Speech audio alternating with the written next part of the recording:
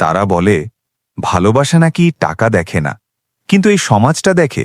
এই সমাজটা খুব ভালো করেই টাকা দেখে। একজন সাধারণ মেয়ে, নীরব, ভদ্র, স্বপ্নভরা চোখ। সে শুধু চাইছিল একটু সম্মান, একটু ভালোবাসা আর একজন আপন মানুষ। কিন্তু তার অপরাধ কি জানো? সে গরিব। একদিন হঠাৎ করেই তার জীবনে আসে একজন ধনী ছেলে। ঝকঝকে পোশাক, দামি গাড়ি, চারপাশে লোকের ভিড়।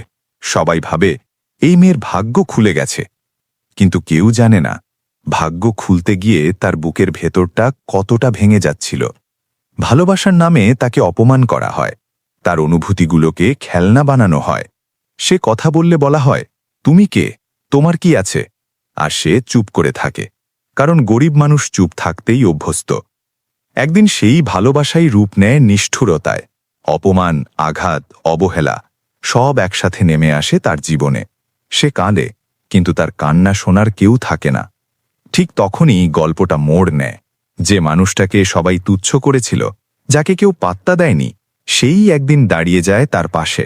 না, সে ধনী নয়, কিন্তু তার আছে একটা সত্যিকারের মন। সে বলে, আমি তোমার অতীত জানি না, আমি শুধু তোমার চোখের কষ্টটা দেখি। এই